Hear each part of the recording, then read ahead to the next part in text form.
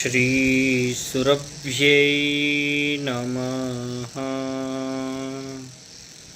नमोदोभ्यः श्रीमतिभ्यः सौरभेभ्य एव च नमो ब्रह्मसुताभ्यश्च पवित्राभ्यो नमो नमः। नमो ब्रह्मसुताभ्यश्च पवित्राभ्यो नमो नमः। श्रीमती दाई तो हम नमस्कार कर रहे हैं, कामधेनु की संतानों तो हम नमस्कार कर रहे हैं, और तो और ब्रह्मा जी की पुत्रियों तो हम नमस्कार कर रहे हैं, तथा पावन करने वाली गौ तो दाई तो हम बार बार नमस्कार कर रहे हैं। आज के दिन हम गाय माता का महत्व जानेंगे, गाय का महत्व जानेंगे कि क्या महत्व है। श्री गीता प्रेस दौलतपुर द्वारा एक कल्याण अंत में विशेष गौवंत प्रकाशित किया हुआ है, जिसका आधार लेकर आज हम थोड़ा सा जानेंगे। इस गौवंत में गौ माता की रक्षा के लिए 24 साधन बताए हुए हैं। 24 तरह से हम किस तरह से उनकी रक्षा कर सकते हैं। इस भारत में, इस पृथ्वी में जब हम जयकार बुलवाते हैं ना, तो धर्म की जय हो, अधर्मता नाश हो, प्राणियों में सद्भावना हो, विश्वता कल्याण हो, गौ माता की जय हो, समस्त विश्व में गौ हत्या बंद हो, इस प्रकार के नारे लगाते हैं। सामान्यतः इस पृथ्वी को 7 लोगों ने धारण किया हुआ है, ऐसा प्रमाण मिलता है सुभाषितों में। यथा लोभिर्विप्रैश्च वेदैश्च सतिभिः सत्यवादिभिः अलुब्धैः दानशूरैश्च सप्तभिः धार्यते धरा। इन 7 लोगों ने इस पृथ्वी को धारण किया हुआ है। कौन कौन 7 है? तो पहले आती है गाय माता, गोभिः। दूसरा विप्रैः, अर्थात ब्राह्मणों ने, विप्रों ने इस पृथ्वी को धारण किया हुआ है। पहले गाय माता, फिर ब्राह्मण, गोभिः विप्रैश्च वेदैश्च, फिर आते हैं वेद। 4 वेदों ने इस पृथ्वी को धारण किया हुआ है। गोभिः विप्रैश्च वेदैश्च सतीभिः, अर्थात इस पृथ्वी में जो सती नारियां है, अहल्या, द्रौपदी, सीता इत्यादि जो 5 सती नारी है, उन लोगों ने इस पृथ्वी को धारण किया हुआ है। सत्यवादिभिः, अर्थात जो सत्य बोलने वाले हैं या फिर सत्यता आचरण करने वाले हैं, धर्मता आचरण करने वाले हैं, उन लोगों ने इस पृथ्वी को धारण किया हुआ है। सतिभिः सत्यवादिभिः। फिर आते हैं 6वें नंबर पर अलुब्धैः, यानी कि जो लोभ से रहित है, जिन्होंने लोभ का आश्रय नहीं लिया हुआ है, ऐसे लोगों ने पृथ्वी को धारण किया है हुआ है। और 7 में आते हैं, 7वें नंबर पर कौन आते हैं? दानशूरैश्च, जो निरंतर दान करते रहते हैं, इन 7 लोगों ने पृथ्वी को धारण किया हुआ है। उसमें भी पहले तो गाय माता ही आती है, बाद में सब आते हैं। और पहले गाय माता आती है तो पिछले जो सारे के सारे हैं वो उनमें निहित हो जाते हैं, सन्निहित हो जाते हैं, अर्थात इन सभी का मूल वो गाय माता है, गौ माता है। सभी का आधार गाय माता है, गाय जननी है, और कोई नहीं, अन्य कोई नहीं। तो और रामचरितमानस में भी जब भगवान अवतार धारण करते हैं, तो अवतार प्रयोजन में आता है ना कि भगवान अवतार क्यों धारण करते हैं। तो विप्रधेनु सुरसंत हित लिन्ह मनुजय अवतार निज इच्छा निर्मित तनु श्री माया गुण गोपाल, अर्थात ब्राह्मणों के लिए, गाय माता के लिए, फिर सूर्य यानी देवताओं के लिए, और संत यानी संतों के लिए, साधु समाज के लिए परमात्मा बारंबार अवतार धारण करते हैं। अवतार प्रयोजन में भी गाय माता आती है। और पहले विप्र लेंगे हम, तो फिर विप्र के जीवन में गाय माता ही मुख्य आधार है, इसलिए पहले तो गाय माता ही है, बाद में सभी ते सभी है। एक गाय माता में सब कुछ आ जाता है, इसलिए गाय की रक्षा अनिवार्य है। इस भारत भूमि में, संपूर्ण विश्व में अनिवार्य है। तो गौ रक्षा के 24 साधन इस गौ अंत में बताए हुए हैं, और हम सभी तो ये अंत अपने घर में रखना चाहिए, बहुत ही विशेष है, अच्छा है। तो चलिए हम देखते हैं इन 24 साधनों में। सबसे पहले यह अवश्य है कि हमें सबके धर्म में एक गाय माता का पालन करना है। पहले ये अवश्य बात ये है कि अनिवार्य रूप से हम सभी के सभी अपने धर्म में गाय माता तो रखे, अनिवार्य रूप से। दूसरा है कि हम भैंस का पालन करते हैं, इसमें तो मनाही नहीं है, लेकिन आप गाय का तो पालन करो ही, गौ माता रखो ही, उसमें जरा सा भी कॉम्प्रोमाइज़ नहीं करना है हमें कि नहीं भाई हम तो ये रखेंगे ये नहीं रखेंगे, ऐसा नहीं, क्योंकि सारे के सारे देवताओं का स्थान गाय माता में है। इस दोवंत में भी लिखा हुआ है, एक कथा आती है कि गाय के गोबर में भी लक्ष्मी जी का वास है, पुरुष भाग में सर्प का वास है। तो इसीलिए यज्ञ इत्यादि में भी तिस्ता हम प्रयोग करते हैं, ब्राह्मणों के द्वारा तिस्ता प्रयोग किया जाता है, गोबर का प्रयोग किया जाता है। क्यों? क्योंकि उसमें लक्ष्मी का वास है, इसलिए। तो फिर तीसरा बताया हुआ है कि अब हमें अगर दान करना है तो हमें दान करना है अच्छे सांड का, नंदी का।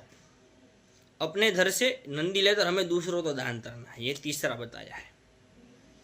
चौथा बताया हुआ है कि हम 2 दान करते हैं, लेकिन उसकी जगह पर हमें दान करना है चारे का। एक दूसरे तो हमें चारा देना है, गाय माता तो खाने के लिए, कि जिससे एक व्यक्ति के ऊपर पूरा का पूरा बोझ ना पड़े, चारे के लिए, गाय माता के चारे के लिए बोझ ना पड़े, इसलिए। फिर हमें अधिक से अधिक गौ चारण के लिए भूमि रखनी है। आज हम क्या करते हैं, हर जगह पर बड़ी बड़ी इमारत खड़ी कर देते हैं, और उसकी वजह से जो गौ चारण की भूमि है वो सारी की सारी नष्ट हो जाती है। और स्मृति इत्यादि ग्रंथों में ये बहुत बड़ा पाप बताया हुआ है कि जो भूमि गाय माता के विचरण के लिए रखी हुई है, उस भूमि को अगर आप हरण कर लेते हो तो आप तो नरक में जाना पड़ता है। इसलिए गाय माता के विचरण करने के लिए अलग से हमें भूमि रखनी पड़ेगी, हमें वहां पर अपनी इमारतें नहीं खड़ी करनी है। तो फिर आगे बताया हुआ है कि मारी हुई गाय के चमड़े का हमें उपयोग नहीं करना है। पहले तो गौ हत्या ही बंद होनी है, लेकिन गाय माता अगर दिवंगत हो जाए, मृत्यु तो प्राप्त हो जाए, उसकी ऐसी स्थिति आ जाए कि अब वो देवलोक तो प्राप्त हो जाए, तो फिर हमें उसके चमड़े का उपयोग नहीं करना है, ये खास करते।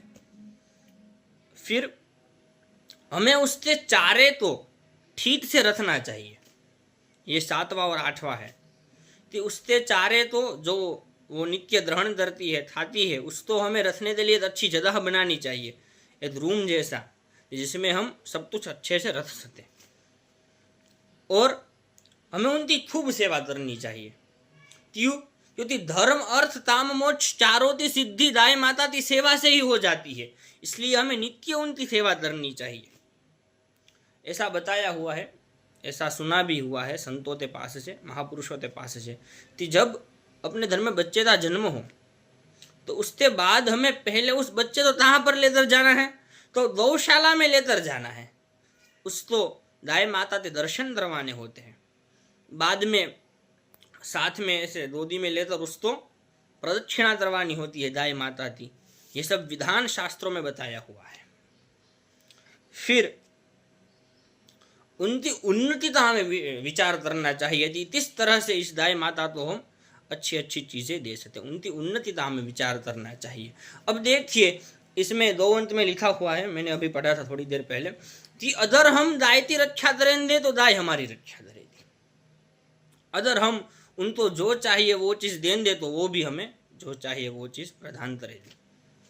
हम वशिष्ठ और विश्वामित्र जी का जो महाभारत में प्रकरण आता है, ज़्यादातर लोग परिचित होंगे उस प्रकरण से। उस प्रकरण में वशिष्ठ कहते हैं कि भाई ये नंदिनी गाय तो मेरी है, मैं नहीं दे सकता। विश्वामित्र कहते हैं कि मैं आप तो इस तेजस्वी हजारों गाय दे सकता हूँ, लेकिन वशिष्ठ कहते हैं नहीं। फिर उस नंदिनी तो जोर जबरदस्ती करते विश्वामित्र ले जाना चाहते हैं, ले जाते हैं। तब नंदिनी रोते रोते वशिष्ठ जी के पास जाती है और वशिष्ठ जी से कहती है कि क्या आप तो मुझे छोड़ देना है, आप तो मुझे नहीं रखना है, आप मुझे क्यों बचा नहीं रहे हो। तो उस वक्त वशिष्ठ जी कहते हैं कि मैं ब्राह्मण हूं और मेरा धर्म है क्षमा करना। गीता में भी ब्राह्मणों के जो लक्षण बताए हुए हैं उसमें ऐसे एक लक्षण क्षमा का है। तो नंदिनी कहते हैं कि तो आप मेरी रक्षा नहीं करेंगे, आप नहीं चाहते कि मैं यहाँ पर रहूं। वशिष्ठ जी कहते अगर तुम्हारी इच्छा हो, तुम्हें यहाँ पर रहना हो तो तुम रहो, मुझे तो आपत्ति नहीं है। तो नंदिनी ने कहा ठीक है, कोई बात नहीं। फिर एक नंदिनी गाय में से हजारों हजारों सैनिकों की उत्पत्ति हुई और उन सभी के सभी सैनिकों ने विश्वामित्र की सेना तो तुरंत भगा दिया। तो यहाँ पर भी हमें पता चलता है इस कथा से, महाभारत की कथा है, कि एक नंदिनी गाय हमें इतना सब कुछ दे सकती है। एक गाय हमें क्या क्या नहीं दे सकती, अर्थात सब कुछ दे सकती है। तो यदि ऐसा विचार करे कि गौमूत्र से हमें कुछ भी प्राप्त नहीं हो सकता, गोबर से हमें कुछ भी प्राप्त नहीं हो सकता, तो ये बात भी गलत है। उसमें भी कितने सारे गुण हैं तो जो हमें जीवन में उपयोगी हो सकते हैं, जो हमें निरोगी रख सकते हैं, हमें रोगों से हमारी रक्षा कर सकते हैं। तो आगे यहाँ पर बताया हुआ है कि जब गाय का दूध और घी हमें प्राप्त हो तो उसे देखकर हमें उसे और चारा देना चाहिए, अच्छा चारा देना चाहिए। और गोबर तो जलाना नहीं चाहिए, जो उसका गोबर है उसे हमें जलाना नहीं चाहिए, पहले उसे अच्छे से रखना चाहिए, फिर यज्ञ वेद इत्यादि में उसका उपयोग करना चाहिए। ठीक है, फिर उससे हम खातर भी बनवा सकते हैं जैसे। फिर गोबर गौमूत्र कूड़े कचरे और घास चारे की बची रही रद्दी से वैज्ञानिक ढंग पर खाद बनाना चाहिए। ये हमने अभी बताया था, उससे हमें खाद बनाना चाहिए। अच्छी तरह से उपजाऊ जमीन बनाने के लिए, हमारी जो खेतीबाड़ी है उसको अच्छे से उपजाऊ बनाने के लिए हमें ये उपयोग करना चाहिए। मिश्र खेती करनी चाहिए हमें। ठीक है, पिंजरा पोलो ते विविध अंगों का विकास करते उन्हें आदर्श दौलत बना लो। આપણે ગુજરાતીમાં છે ને પાંજરાપોળ, इसलिए यहाँ पर लिखा हुआ है कि पिंजरापोल जो होते हैं उसका हमें विकास करना चाहिए, कि जहाँ पर अच्छी तरह से गाय माता रह सके, उन्हें किसी भी प्रकार का कष्ट न हो, उन्हें समय समय पर खाना मिल सके, ऐसी हमें व्यवस्था करनी चाहिए। यहाँ पर लिखा हुआ है कि गाय माता के परीक्षण के लिए, निरीक्षण के लिए हमें तो संध रखना चाहिए, तो संधति निर्माण करना चाहिए, संधता निर्माण करना जरूरी है उसके लिए। फिर सहकारी पद्धति से दुग्ध व्यवसाय और उसकी रक्षा का कार्य करना चाहिए। गाय माता जो भी हमें दूध आदि इत्यादि देती है उसको हमें अच्छी तरह से उसका व्यवसाय करना चाहिए। फिर दुग्धालय की सहकारिता और बुद्धिमत्ता के साथ वैज्ञानिक ढंग से व्यवस्था करनी चाहिए। जो भी व्यवस्था करे उसमें विज्ञान तो भी साथ में रखना चाहिए। फिर पूंजी की सुव्यवस्था करनी चाहिए, जो भी उससे धन की प्राप्ति हो उसका पूरा का पूरा व्यवहार हम गाय माता के लिए ही वापस करें और कुछ भी उपयोग उससे न करें, उसका पूरा का पूरा व्यवहार हम गाय माता के लिए उपयोग करें, ऐसी व्यवस्था हमें करनी चाहिए। टहल ने तो कभी विदेश जाने न दो, उसको गाय माता तो कभी आप और दूसरे देश में भेज दो, ऐसा आप न करो, अपने पास रखो। फिर इससे व्यापार की तो उन्नति होगी, खास करते थल से पशु होती और पृथ्वी की बड़ी पुष्टि होगी। उसके कारण इस पृथ्वी जो है ज्यादा से ज्यादा पृथ्वी की पुष्टि होगी, यानी पुष्ट होगी, उपजाऊ होगी, ज्यादा से ज्यादा जितना भी विचरण करेगी उतनी ये उपजाऊ होगी, उतनी ये हमें नया नया देने वाली बनेगी पृथ्वी। इसलिए यहाँ पर पृथ्वी तो इसी जगह पर हमें गाय माता तो रखना चाहिए।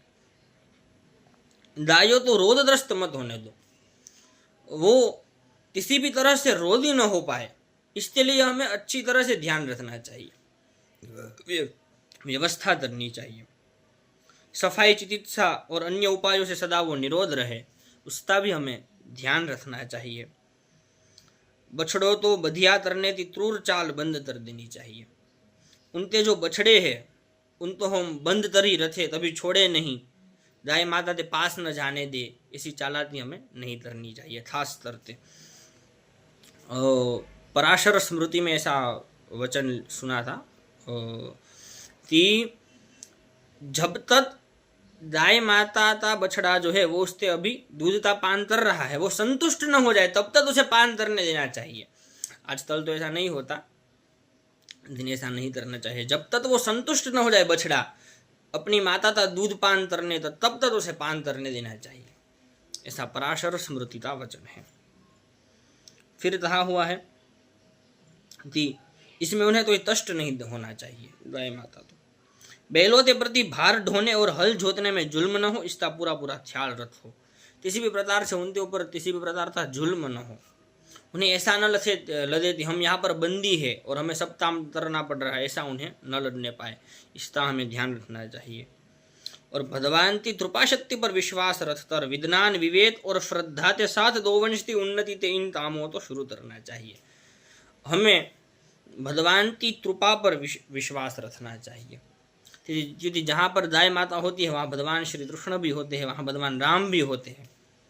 तो विश्वास के साथ विज्ञान विवेक और श्रद्धा के साथ हमें ये सब कार्य करना है।